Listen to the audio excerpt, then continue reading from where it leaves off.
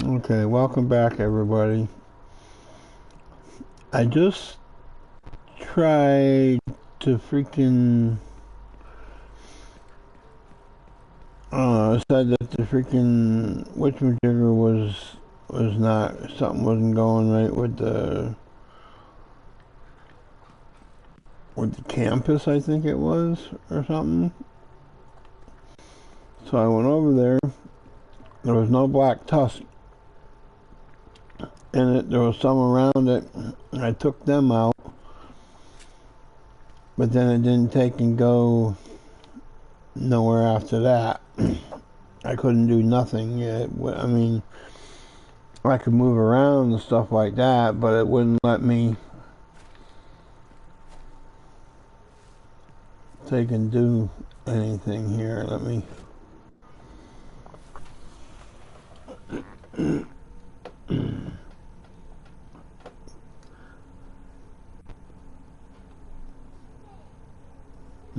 So they're taking everything over, huh?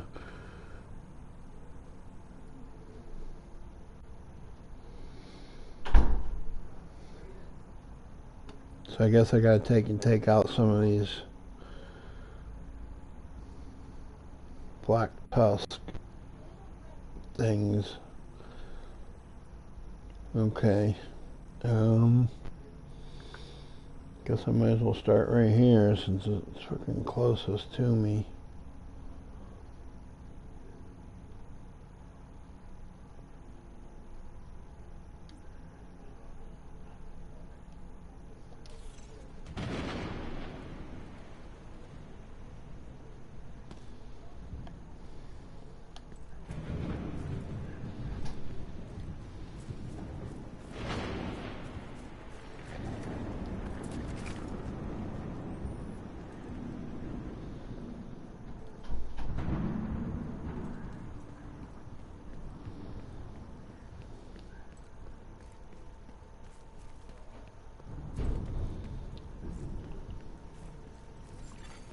Agent requesting backup.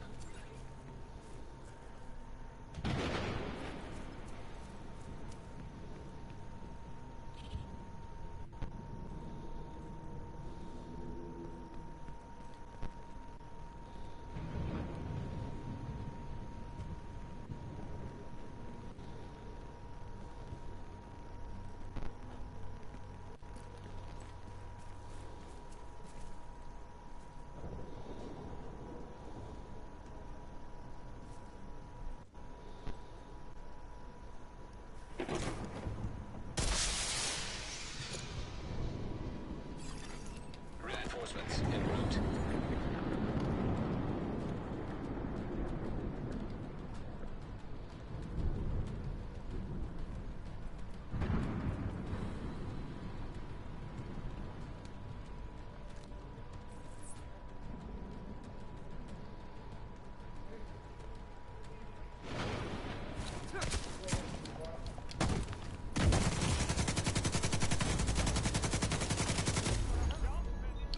God damn it, come on. That's bull crap.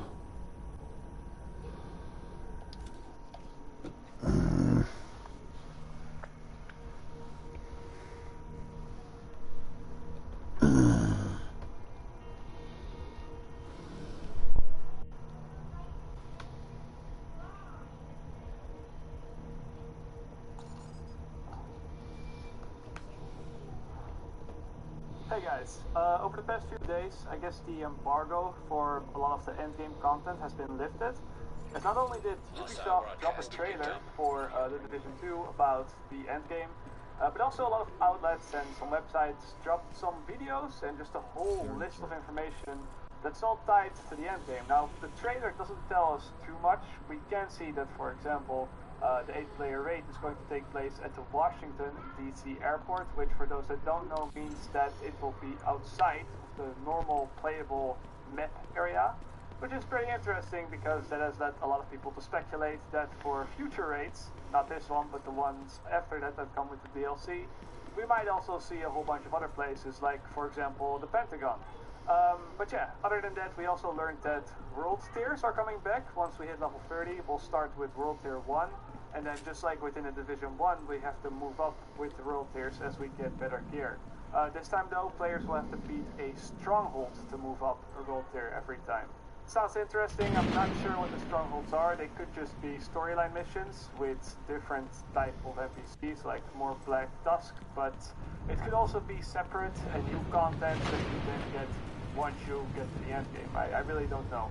And yeah, once you move up to world tiers, you get access to more options at the crafting table as well as a bunch of other bonuses. And yeah, look at these armor bars. They're pretty fat. These guys, they have a lot of armor, and this actually made me wonder what effect the normalization will have on this, as the developers have said that the normalization only increases lower stats but will not squish down higher stats. And since the normalization that we've seen so far gave much less armor in the baseline, I mean, just look at the difference between the bars, then maybe that means that having a min-max build still matters a lot more than we thought it would, even in the occupied dark zones where normalization is in place. We also have a lot of information about the clans from the official website. The developers say here that there will be all kinds of settings within the clan that you can adjust to personalize it. Like, for example, what type of clan is it? PvE, PvP, casual, hardcore? Is it a private clan or just a public clan that anybody can join?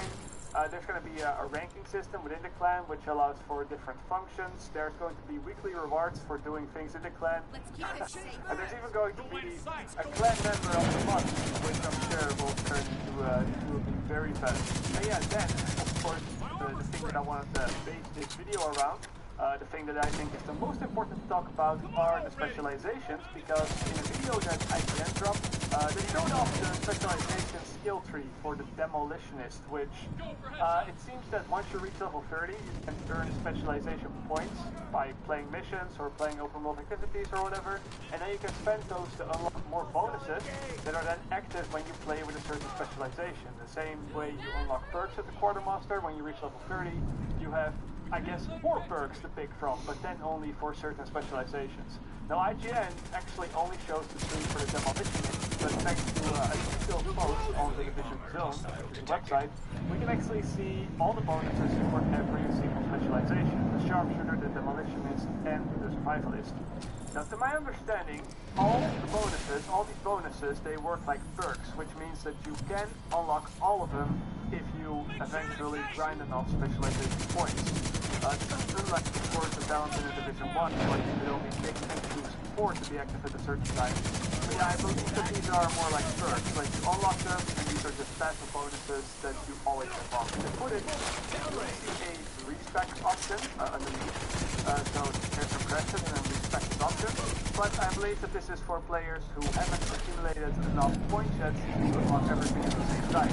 So they've been playing the Demolitionist, they've been checking into that, but they don't really like it, then they can just withdraw the points and put it into something else. But I think eventually, if you grind enough, everybody should be able to unlock everything and have everything permanently available to them. It's just that you'll get different bonuses when you play with different specializations. And if I happen to be wrong with this, I'll make sure to correct it in a future video, but I think that this is how it works, and that's because, well, a couple of unlocks don't actually do a whole lot. Like, for example, we have this one, which is just an outfit. Hey, you can spend your skill points on an outfit, but no one's ever going to do that if you can only pick and choose a few in an endgame build. Right? So yeah, that's Come on, you fucking gotta be shitting me. Of course, always have a signature weapon. You have a new skill mod, which is stuff we already talked about. There's also a new grenade. No, I even got that shit on my fucking legs. There's also a unique weapon attachment for when it shows up in the fucking dead fucking thing. Oh, that's just highlighting my character. Which buffs the whole squad based on certain things. And then there's just a whole bunch of general stat bonuses, like extra weapon damage. And there's also a couple ways that you can regain your signature ammo through balance. So yeah, I think it's just best if we just start right away with the Sharpshooter specialization, which is the one that gives you the big sniper.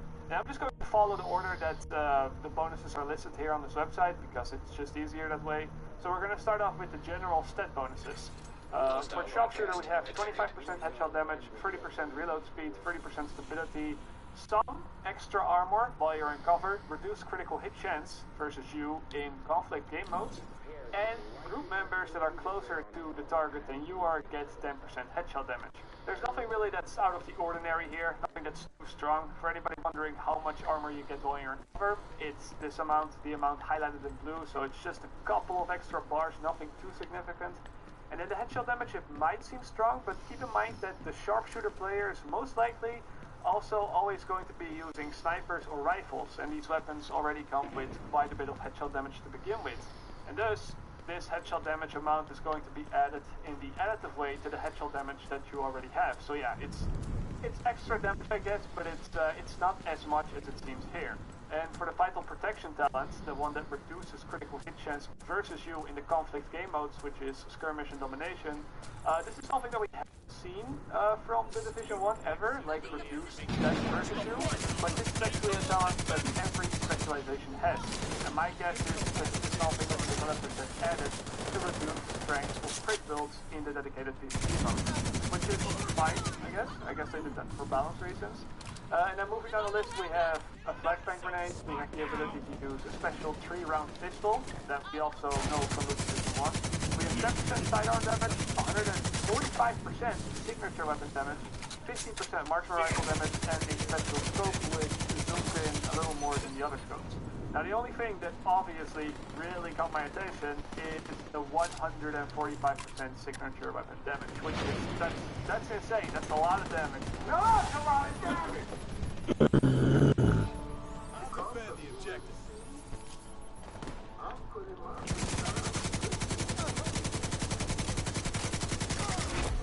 Heavily armored hostile detected. She keeps me on my toes.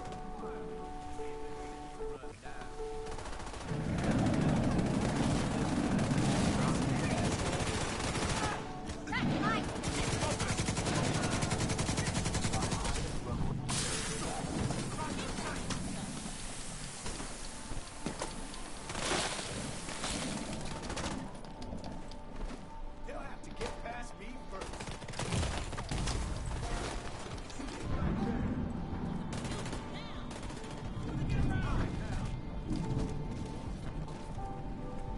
Get them away from me!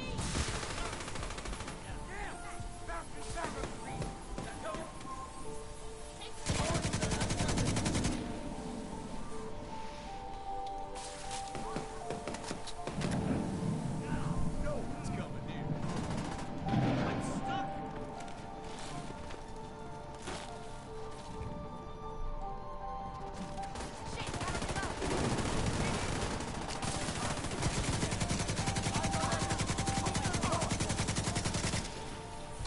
I need cover. The objective is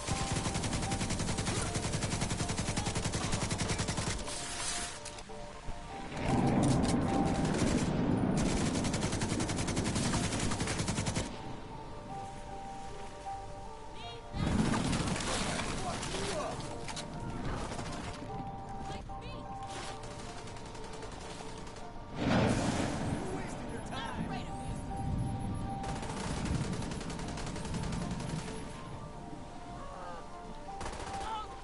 Fucker's dead.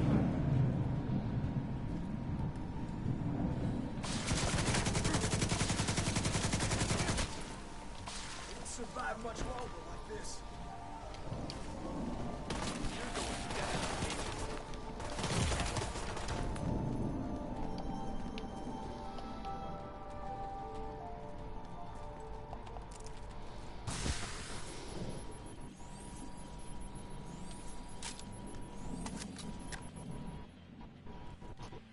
All of the specialization classes have this as well, so every single one of them has a way to unlock the 145% signature weapon damage. The thing with the other specializations is You're though, out that there. the grenade launcher and the crossbow, those weapons, they deliver the damage that they do, not with weapon damage, but with exotic damage, because with the grenade launcher and with the explosion from the crossbow, all of the damage, or part of the damage, is coming from the Can't explosion, hide from and that's exotic damage. So in PvP, if you do not want to get instant duped by either of those, there's no hazard protection is all resistance and exotic damage resilient. Just push once. That can Detecting go for it. This is a additional little bit hostile complicated contacts. right now. I am going to make a video where I just go over all the old and the new specs in the division and how they work in a video very close before launch. So if you can't keep up now, don't worry about it. I'll explain it in a video that will release very soon. But what's basically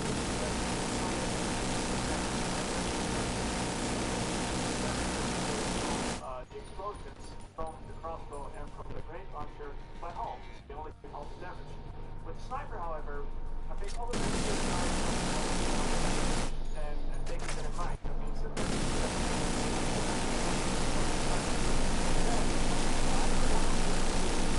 either the sniper is going to be very weak at its base, or it's going to be reasonably strong and does 145% signature weapon damage. It's going to one-shot even the tankiest builds in PvP. Don't know which one it's going to be, but I guess we'll find out at launch. This specialization also comes with a drone that can pulse targets, and you can see them through walls. And then special medkits, as I mentioned in my video on the medkits, it player for 50% of his health, but then it also increases players' bleed, burn, and poison resistance in 20 seconds. I think this is a little bit weak compared to even the normal medkits, but especially compared to other special medkits from the other specializations. Specialization skill tree, there are two talents that allow you to get more signature ammo. One is that headshot kills drop special ammo, and then two is that kills with the signature weapon, with the sniper, the first one, and the chance to drop this is very strong, also compared to the other ones, which again we'll get to soon. A headshot kill for a sniper bullet is very and then just killing everything with the sniper. Of course, that's going to be of course, so much like that. Oh, and it's also that gets you per after you have for 20 seconds, which I think that seems pretty bad. I mean, nobody's ever going to sit in the same cover for 30 seconds. Not even in PvE, because, you know, even when I'm playing some high-level PvE and I'm trying to stay back and actually use the cover, I still find myself moving from cover to cover to different NPCs and also to this dodge grenade. So I don't think this last round will be too useful, but again, we'll see how this plays out, I guess.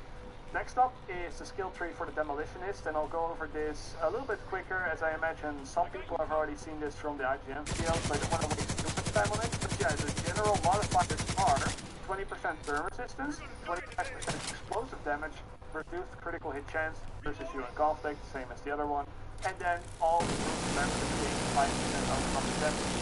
Burn resistance is pretty mad with 25% explosive damage, and the group up close is pretty strong. Imagine we're doing 25% more damage. That's a one-shot made in PvP if the other player doesn't have hazard protection or armor stack. And then the 5% on the cover damage. The 5% of damage will be calculated in the multiplicative way and not the additive way with the other damage sources. And yet, this is also the case with the Division 2. I've tested this in all the betas that I've played so far, and it's still multiplicative. I'll also make a video about this when we get closer to launch. But yeah, that means that this basically amounts to 5% of extra damage across the board for the whole team, which is, it's not bad. It's a pretty strong buff, I gotta say, especially in PvP where players don't really use cover that much. Then the special grenade. What? I'm gonna borrow your charger cord here again. It charges my phone. It charges my phone super quick. Sidearm, You get ready the to same wanna, like, 10% lay sidearm down and try to damage, go the to same sleep or something? 150% signature Holler weapon for damage, me so I can come 50% get it. SMG and LMG What's wrong with your and cord? special underbarrel to use for some of your weapons. All of this speaks for itself, I think. There's nothing to go over in depth. Again, the 100 damage starting to get loose can be mitigated when I try to plug it into something. So if you don't want to get milk, you just roll that. When I plug it in, it's not stuck in there. It moves around and shit. The armor kit, this is the one I actually really like. It's still not the best of the three special ones, but this one is pretty strong, I think. It heals you for 70% of your max health, and then gives you 100% weapon handling for 15 seconds. So I don't think the weapon handling is significant. Maybe with some weapons it is, but with others it might not be. The most important thing with this method is, though, that after the 15 seconds, after those 15 seconds are over, you get to rotate 30%, which means that you're about to take a fight and you know it, you can pop this message preemptively, even when you're at full health, and then you can phase trade after 15 seconds, and then mid-phase trade you get a 30% armor damage to the fight, which means that, you know, you essentially have 130% more armor. I think that's pretty strong. Then there are 2 talents for the signature weapon to get your ammo back, just like with the other one. The way you get your signature ammo back with the demolitionist is by getting an explosive kill, which is, I think it's a lot harder than a headshot because you need to rely on your skills and grenades to get your ammo back. And then you can try to get multi-kills because multi-kills give your teammates a chance to drop signature ammo, so I guess there's that. Also, when armor is reduced to 0%, it refills all the main weapon ammo, and this is a pretty cool talent. Every 60 seconds, you can ignore an explosion, which means that every 60 seconds you can get hit by a seeker mine or a grenade, and then you will not take any damage and you will not get staggered. It's very strong when, you know, somebody's playing seeker mine against you and you just want to run in, you got this active, seeker mine goes off, does nothing, and you win the trade. Now, I think these are pretty interesting talents at the very least, but my favorite one for PvP, I guess, from just looking at what these things are on paper, is, in my opinion, the survivalist, and you'll soon why. Now, the general modifiers aren't that good. We have 20% protection from elites, 25% increased healing from team members, 10% cooldown reduction when in cover, hit chance to you when you're in conflict, and then also 10% damage to targets with status effects. And again, you know, nothing looks too strong here, but the thing that I like about this for PvP is mostly 25% healing. Although this isn't really strong, but you'll see why I like this in just a minute. Ooh, don't go outside. H&R Block has from go. Upload your docs and Casper does the rest. And I don't have to go anywhere? You don't have to leave your pajamas. File in the tax pro without going anywhere. In person, Block has your back.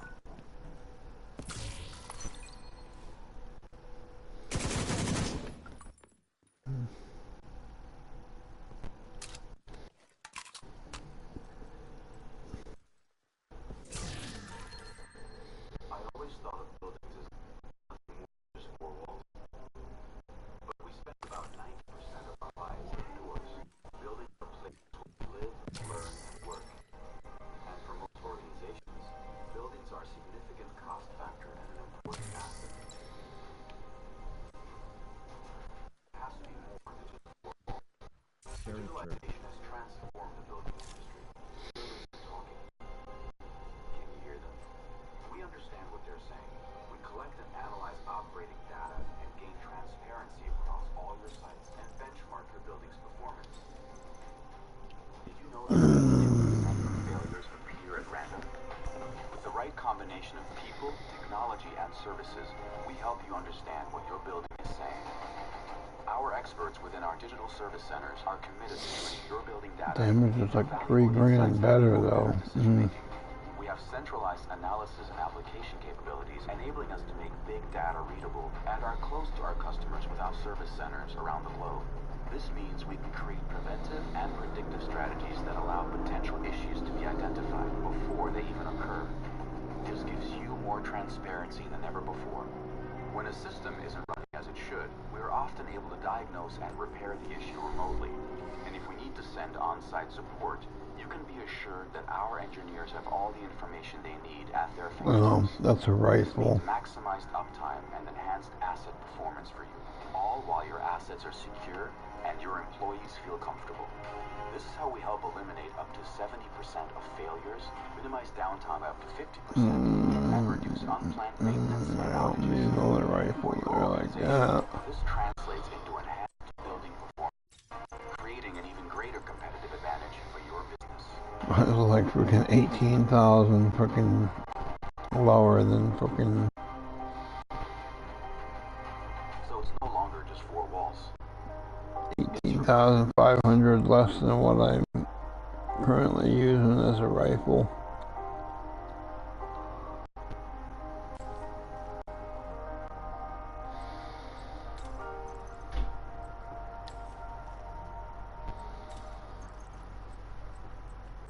So basically, for the weapons, we have the same stuff again. We have a special sidearm pistol. We have the same damage bonus bonuses, 10% for the sidearm, 145% for the signature weapon, and then also bonus damage for the assault rifle and shotgun, and then we have a special magazine for the assault rifles. A special skill, something we also already know, is the Seeker Mine that heals your teammates.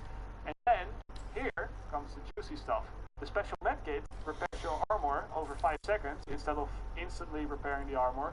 But, and this is a big but, the armor repair effect also applies to team members within 10 meters. Now, if it didn't repair their armor within 10 meters, this medkit would have already been really good, because you can pop it at full health, and then go around the corner, and then for the next 5 seconds, you will heal extra armor back. I think it was even above 100%, but let's say it just heals for 100% for now. So this is basically a preemptive medkit that you can pop just before you take damage. But the Everything's fact that it gonna be also zeroed out. works Oh, for your jeez. yeah, Yeah, I got fucking shit left now, dude. The situation that I can imagine happening with this talent is that one player pops a medkit at full health, and then all the other team members just run in around the corner to stay straight, and then The campus project is ready for completion, Agent. 100% of their armor repaired over the next 5 seconds. And if those teammates were already almost or at full health to begin with, well, that's the whole squad having 200% HP right there. Really, really strong. But now, imagine running, let's say, 3 survivalists in the group. So all those 3 members get 25% increase healing from teammates. And then 2 players pop a medkit before going around the corner. Then everybody goes around the corner, and everybody has at least 250% bonus armor over the next 5 seconds. And I can definitely see organized groups getting insane value out of this one, especially if said group members also stack all the armor talents, because the healing of the armor plates is percentage based. So yeah, basically for 5 seconds you go out and you just wreck. The talents for the signature ammo aren't that great. Status effect skills allow you to get more signature ammo, and then multi-kills of status affected enemies have a chance to give teammates signature ammo. This is very specific. I think it's, for starters, it's pretty hard to kill NPCs consistently when they have a status effect on them, unless you have some talents that allow you to put out more status effects on them, like so yeah, I think this is not too great, and then you also get 5 ammo per second when moving from combat to combat to combat, which I think that's a pretty throwaway talent, to be honest. But yeah, that's the full list. That's the full list of all the bonuses that you specializations come with. Of course, realize that only one of these 3 sets of bonuses can be active at the same time. If you only get the bonuses for the sharpshooter. If you go with the demolitionist, you only get the bonuses for the demolitionist. So you cannot just, oh, I'll take this out of this specialization and that out of that specialization. You cannot combine the 145% signature weapon damage from all the classes to get 435% damage. Luckily. Hostile broadcast. And I think that some of these bonuses are pretty cool. It gives us something to unlock after reaching level 30, I guess. But there is a part of me that wonders if this will not lock us in very samey builds too much. For example, the PvP, as I said, Target is nearby. I cannot really see myself playing anything other than survivalist, at least in group, simply because of the medkit talent. It allows you to do so much more playmaking than anything the other talent trees have, I guess. Being able to pop a medkit preemptively, being able Requesting to backup. with your teammates. That sort of stuff is crucial in PvP, I think, because any other way of burst healing or sustain is pretty much gone. We only have very slow healing over time effects, which aren't bad, but that means it's all about the 100 to 0 phase trade, which means armor is really important, which means any source of burst armor is incredibly strong. So I can't really see myself playing anything other than survivalist just by looking up at these stats. And because the survivalist comes with 15% assault rifle damage and 15% shotgun damage, it probably means I'll use an assault rifle for my primary and then a shotgun as my sidearm, because I think that a buffed up assault rifle with 15% damage is stronger than any other weapon could buff, unless such weapon is horribly unbalanced. So yeah, for PvE it will of course be a different story, but it's still the same concept. If you want to play demolitionist, well, you better use the SMG or the LMG, because otherwise you don't get 15% extra damage. But hey, we'll see. Just because we're using we also have to but again, I can tell it's not something that I want to miss out on if I want to play the build, right? So yeah, something else comes to the video. I always say, like this thing in the Netherlands, see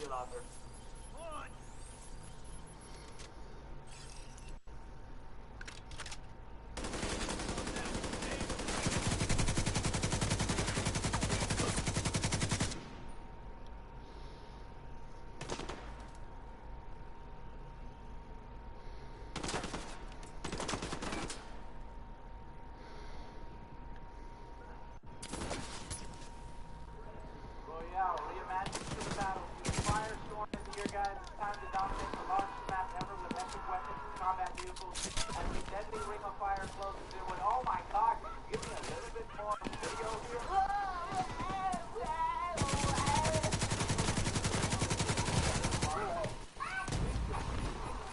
And that's what EA says, give me your fucking hand.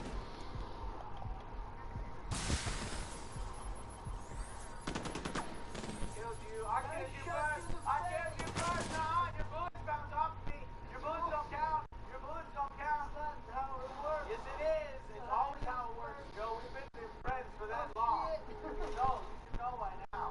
I'm invulnerable, bullets bounce off me.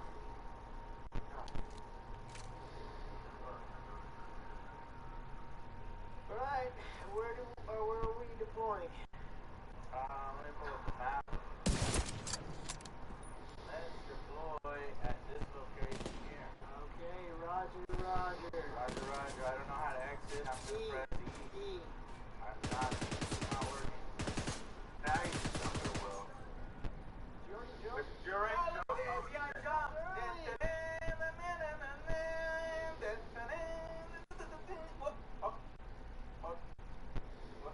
You're not gonna make the right place, are you?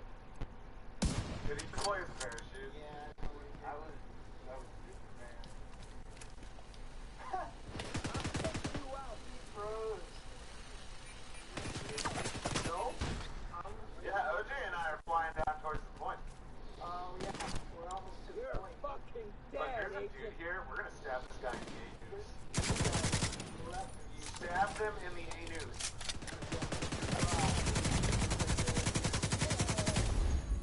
Oh, ball, come on.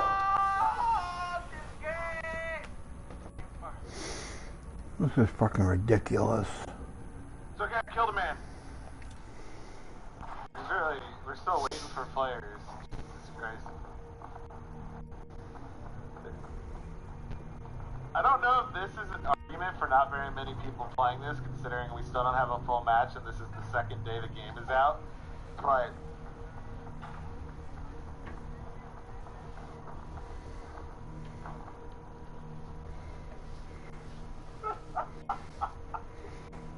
run around. Oh, it's going down still. There's not enough people playing this.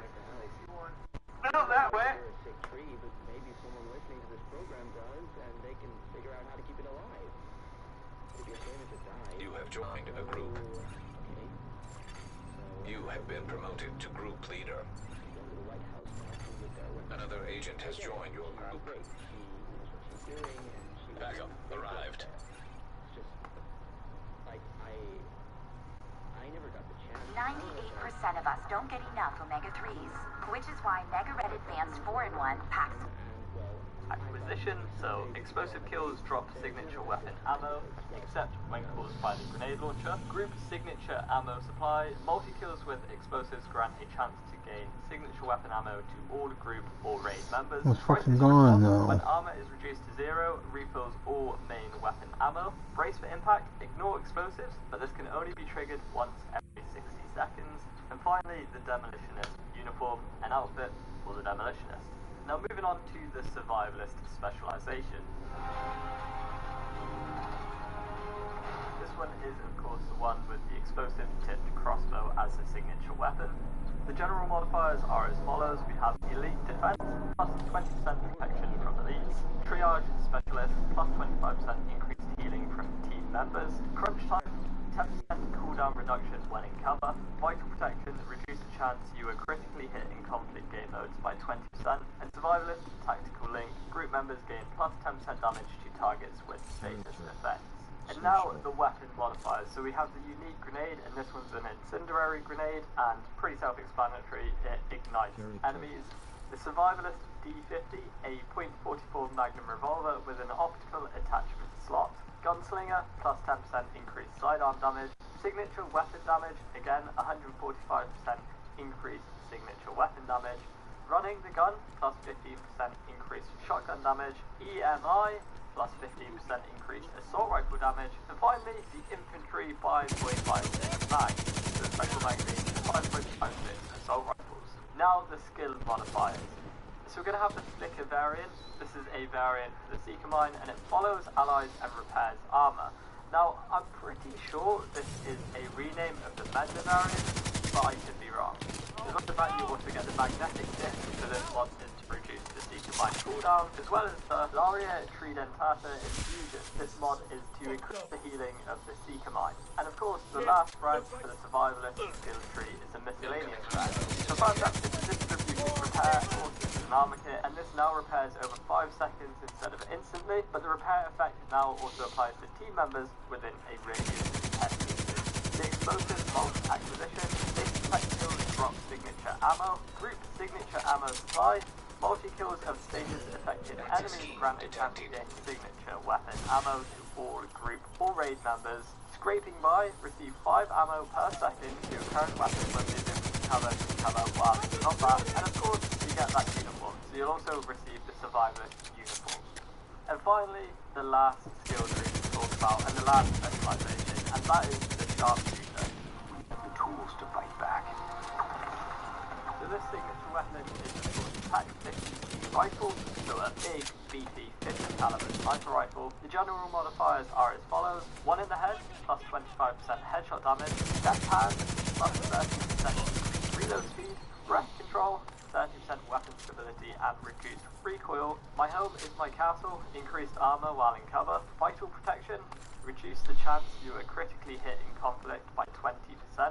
Sharpshooter tactical link, group members gain plus 10% headshot damage when they are closer to the target than you. Weapon modifiers are as follows: the unique grenade is a flashbang grenade, and this blinds enemies. A Sharpshooter 93, so a 3-round burst 93R. Gunslinger, plus 10% increased sidearm damage. That is across the board on all 3 specializations now by the looks of it. The signature weapon damage as well, across all 3 specializations, plus 145% increased signature weapon damage.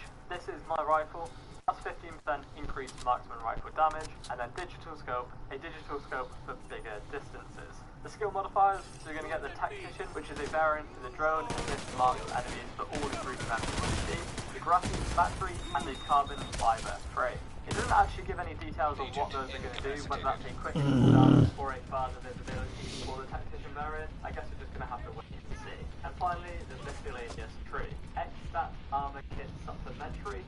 So Armor Kit repairs for 50% less, but removes status effects and increases bleed, burn, and hazard resistance for 20 seconds. 50 caliber ammo acquisition. Headshot kills drop signature weapon ammo, except for kills with the P72 rifle. Group signature ammo supply. Kills with signature weapons have a chance to drop signature weapon ammo for raid members. No, you bit. After round, receive 5 ammo per 10 seconds for your rifles after 20 seconds in cover. Finally, the marksman uniform, so you get a nice vanity uniform for the Sharpshooter specialization.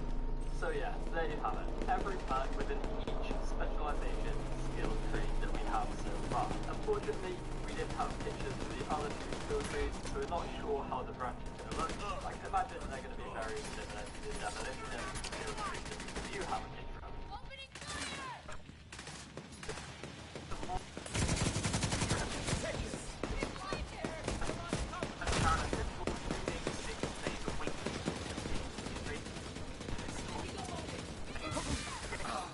We also have the endgame store. By watching their streams, you earn currency and you can redeem that currency on the endgame store for really cool prices. Those can range from things like games, comics, well, controllers, capture cards, and even consoles. So definitely stop by and become part of the community. Of course, if you enjoyed this video, then make sure you're subscribed and be sure to click on that little bell icon to turn on notifications so you don't miss our next upload. You can watch more videos by clicking on the options here. But once again, thanks very much for watching. Take it easy. Catch you next time. Peace out.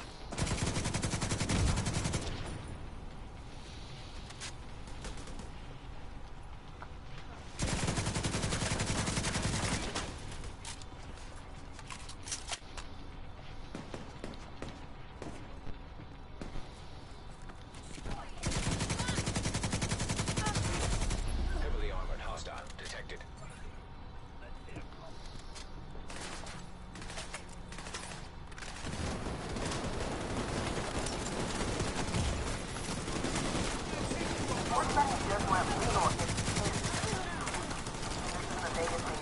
This is a natural Your brother's doing it. He's a million. Bring it down there. That money going through that.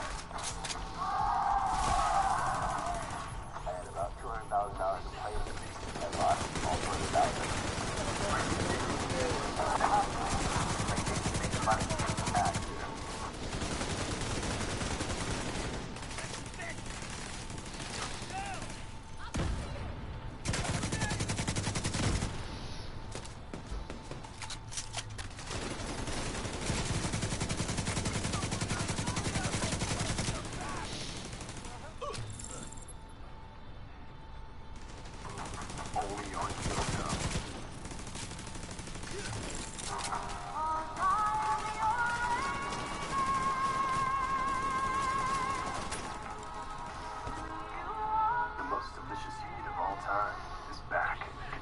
Chicken and waffles for a limited time at KFC. Now, I've been seeing a lot of comments on the internet with people saying that they're still struggling at level 15, trying to take control points and do all the side missions in the game. And so I wanted to make a little video to show a guide on how you can actually expect your agent to be more effective in combat. Because yes, you can group up for the main missions, but when playing solo, you have to wear multiple hats, and you have to be your own healer, you have to be your own crowd control, your flanker, your damage dealer, and if you have any luck, you have to be somewhat tanky to mitigate damage that's being dealt to you by these NPCs. So, with all these tasks left to you, what I'm going to be doing is making a small build template with specific weapons and weapon talents, also gear talents, gear attributes, and skills that will help you have much more fun when you're in combat by yourself. So, first, let's look into weapons.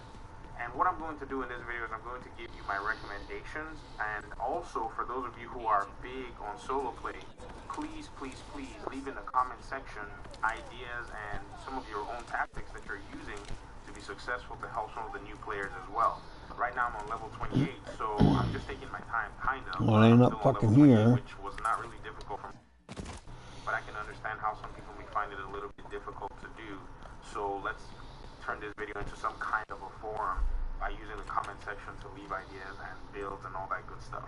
Alright, back to the video. In my opinion, I think for your weapon, what you need to choose for your weapon and weapon talents is the assault rifle. This is a no-brainer for your choice of your primary weapon, and if you're on console, SMGs are the preferred choice, but it may not be a bad idea to at least try out the AUG, which has a lower RPM, a decent amount of damage, and has also a very good stability. Now, the reason I've selected the assault rifle is due to one major factor, and that is the health damage. You see, majority of the NPCs that you're going to be fighting in the open world have the red bar, and all of that is just health that's waiting for your bullets to cut right through them. Also, there are weapon talents that can help you leverage and augment your assault rifle damage, and so you can actually use those. Some of my favorite weapon talents, and I know it may shock you, is Allegro. Allegro increases your rate of fire, and I know for sure that rate of fire increases your DPS because the more bullets you can actually put out, the faster you can take down the NPC, which is usually the difference between life and death when you're a solo player. Now, because of this increased rate of fire, I would just say take Allegro, but if you don't want Allegro, there are also a lot of talents that you can also leverage. Another talent that I'm actually a big fan of, and I don't have any weapon that does have this talent, but a friend of mine got a weapon the other day that does have this one talent that I'm very curious to try, and it's called Stop, Drop, and Roll. See, this talent basically removes exotic damage once it's on your weapon, and all you have to do is dive roll when you're under some kind of burn, bleed, or some kind of damage effect that's probably over time. So I definitely think that this is the whole package right here for you. Also, you can consider some other weapon talents like Optimist. Usually this talent helps your weapon damage, and it increases it by 10% for every 2% ammo missing from the magazine. So pretty much as you fire your weapon, your damage increases. Another weapon talent too that I can say make sure you're considering is something like Reformation, but this one helps your healing skills. So what I'm going to do is I'm going to discuss it over the course of this video when we get to skills. Now, for your secondary weapon, you can choose to run a marksman rifle for long distance encounters, or some people want to run the rifle class, and that's fine, but as long as you're running the assault rifle and making sure you're getting that damage output, I think your secondary weapon will probably be based on your own play style. So if you're maybe in a long distance encounter, you can use a marksman rifle. If you're in a small compact area, you can use an SMG of your choice. I like the MPX, and I prefer the Vector, but I like the MPX. The MPX gives me more bullets, more rounds, and so if you can get your hands on one of those, then sure. If not, you can use the Vector or the Tactical Vector, and you can mod those, and they can give you some really good damage. The Vector, on the other, on its own, is just 1200 RPM, and you can actually increase that if you get your mods unlocked and get some more RPM out of it. So that's a very solid and powerful weapon. You can do the same with the MPX as well, and good damage. Also be able to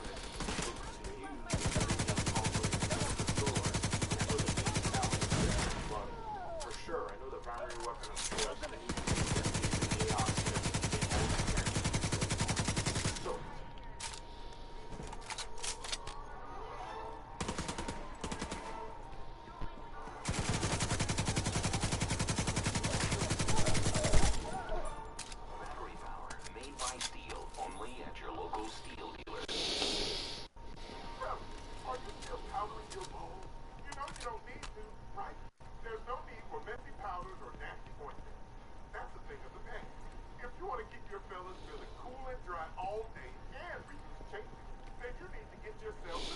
Okay, where's that fucking thing at now? It's supposed to be right fucking here.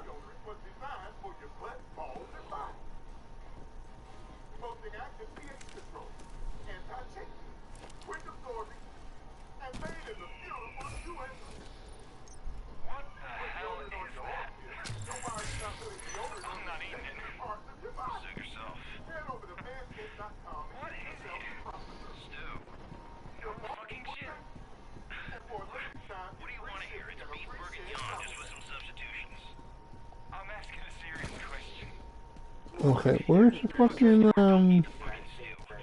thing? I thought there was a fucking broadcast here. This stat is going to restore your armor for every NPC that you kill. You see, in this case of the example that you see on this clip, I only have 15% armor on kill rolled on my gear, and each NPC I take out grants me a portion of that armor. You see, this is not the same thing as health on kill, and so health on kill perhaps will probably be something. Okay, what the hell? If anybody knows any use for now, please let me know. I'm still learning just like everybody else. Oh, okay, it's right there. There are other gear talents and attributes that you can look out for, and they will grant you things like damage to elite. So you're getting armor on kill to heal yourself, and then you need to look for gear attributes that will grant you damage to elites. There's some brand sets that can do it, and once you start getting the brand sets, you start to see some of them and give you damage to elites, and then you're going to see some gear attributes that actually gives you extra damage to elites. Okay, where's that at? In some cases, I found gear that gave you like 50% damage to elites in just one piece, and so you damage to elites. And once you get to elites, you go down that in game when you have an elite coming at you, once you take that elite out, it usually causes the other NPCs to actually scatter. And you know, you want to take out that elite as fast as possible because it was amount of damage. And so you want to focus on them always doing that.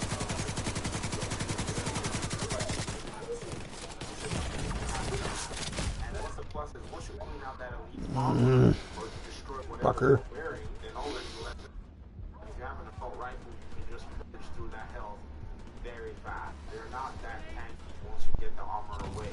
But with the armor and with their big, huge costumes that they're wearing, it takes a lot of bullets to actually destroy them. And you can shoot people.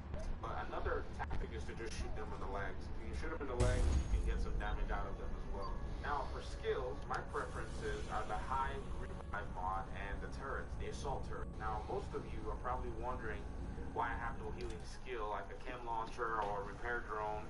Well, I do run them in some cases if it's getting really tough in some missions. But for the most part, I found that 6 armor kits are quite sufficient to make your way through most of the control points and most of the missions if you play tactfully. Also, feel free to run whichever skill combinations you like, because I would also recommend the chem launcher that gives you the 3 shots and the heal boosts. But in my case, I just prefer the armor on kill stat because that actually works for me. And I know that these other skills that may help you would also be of importance to you, so run them.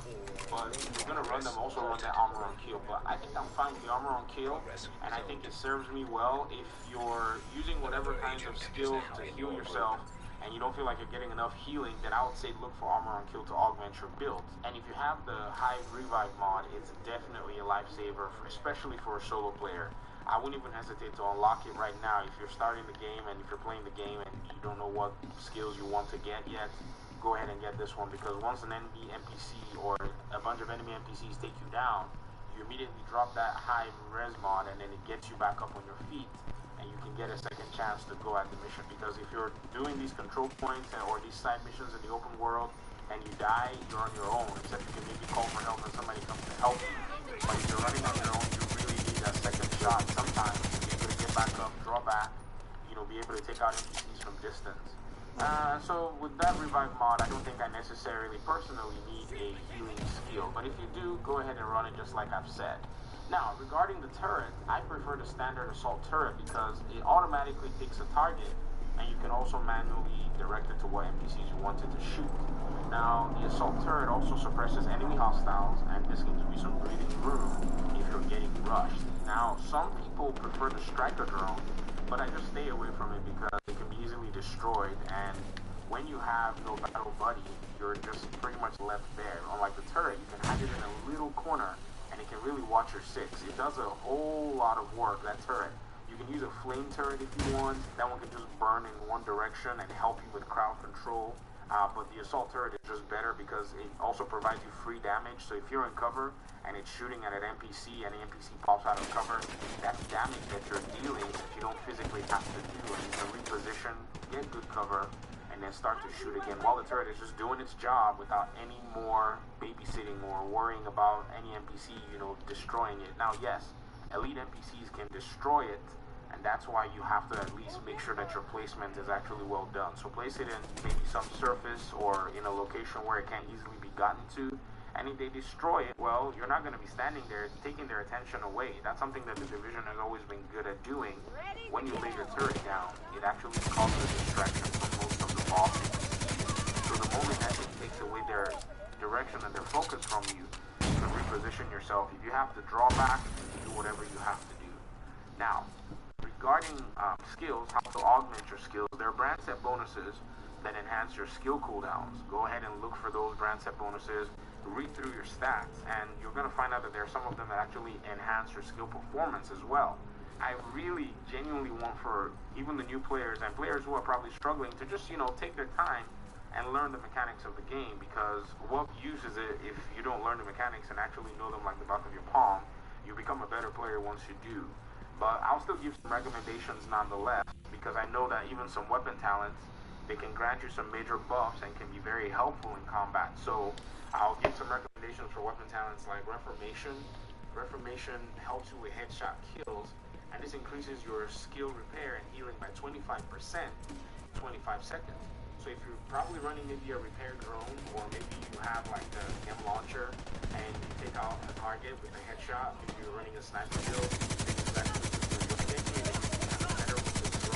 a repair drone, because that way you don't have to pop any kind of extra healing to get and so the drone just gets that automatically once you get out of the headshot. Now also, if you're able to get your hands on the talent authorization, this one actually gives you 5% armor repair over 3 seconds, and you get a headshot deal, it improves the repair.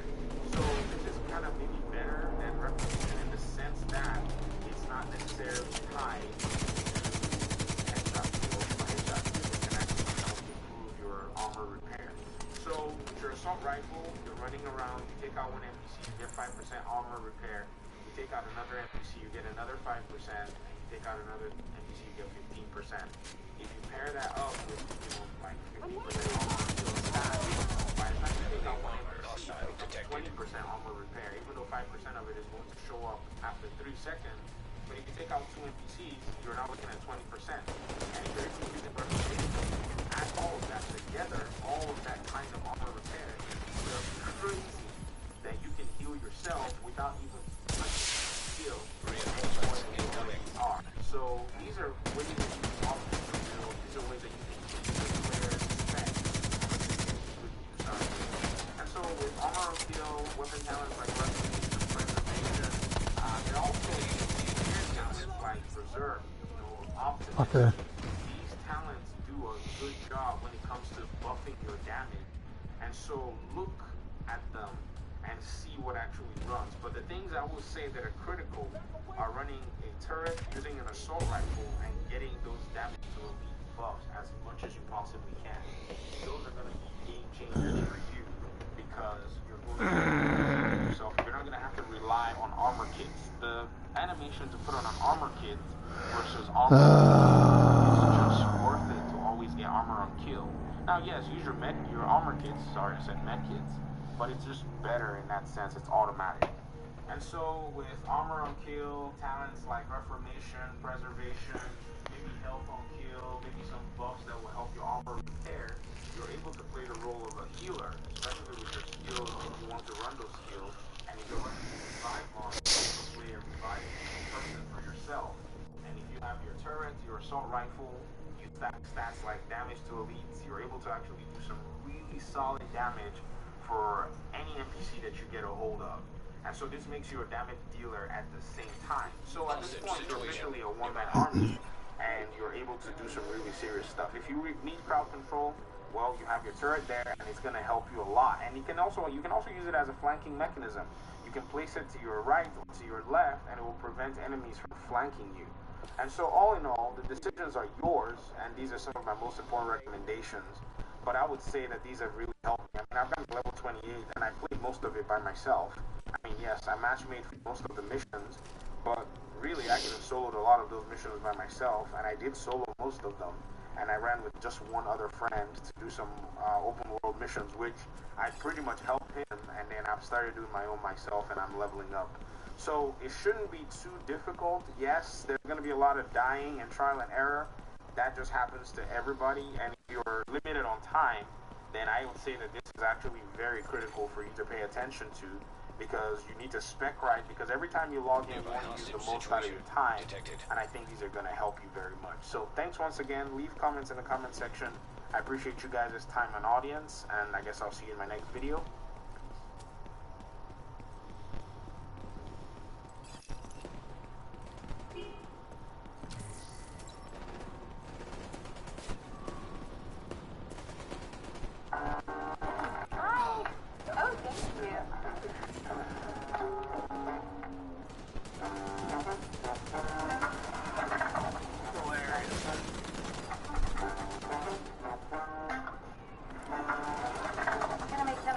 Not hungry.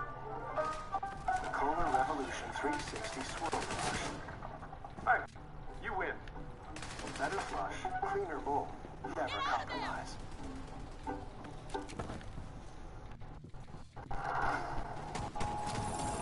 I know my limits. I know who I am. It's safe with me. Running out of time. You're gonna want to listen to me.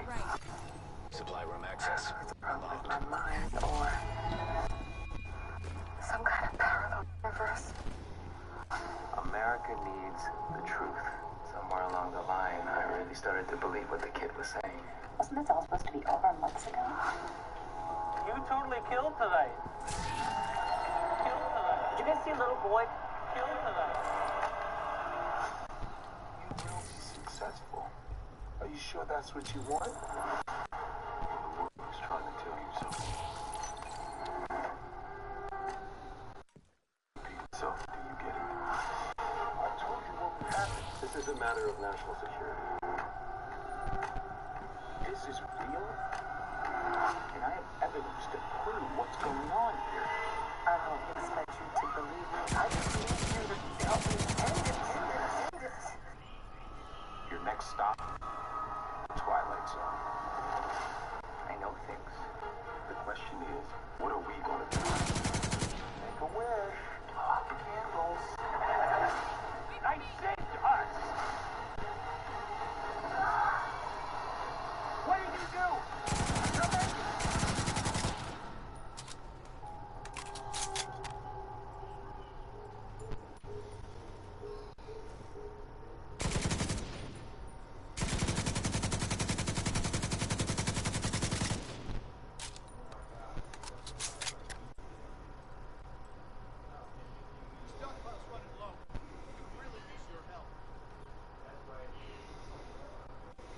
what's going on, guys? MTaz here, and today we're going to be discussing the Dark Zone. Now, the Dark Zone is a pretty hardcore area with PvE and PvP all mixed together, but also some of the highest loot per minute in the game. Now, the nice thing is if you roam from landmark to landmark, the amount of gear you can get in a short period of time is probably one of the best in the game.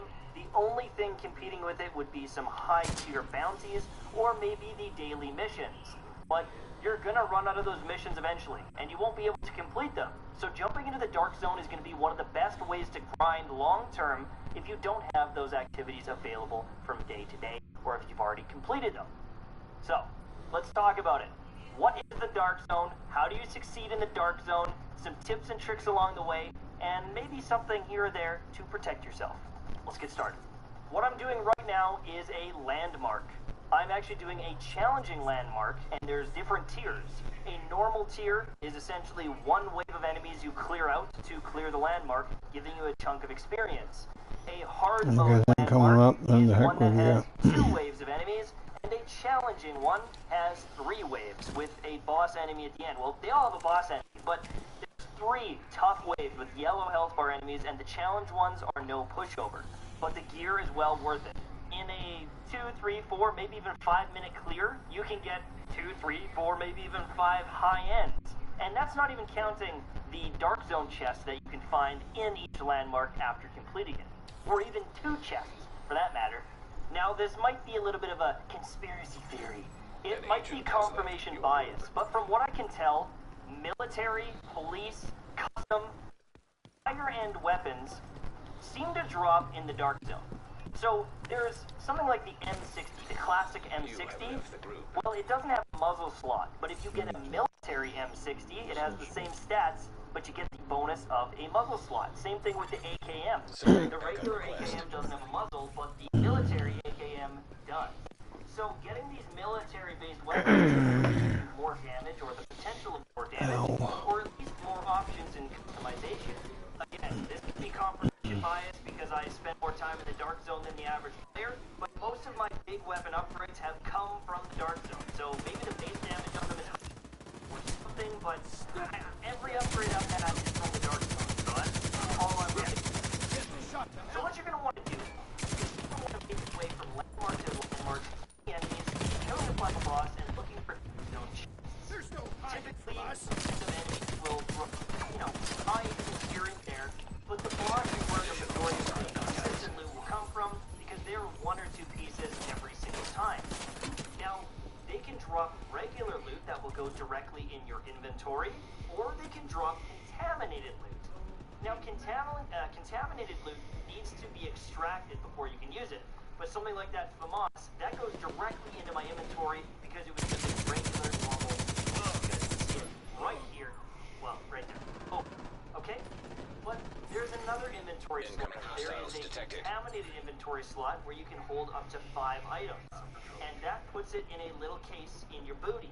Now we're going to skip forward and I'm going to show you an extraction.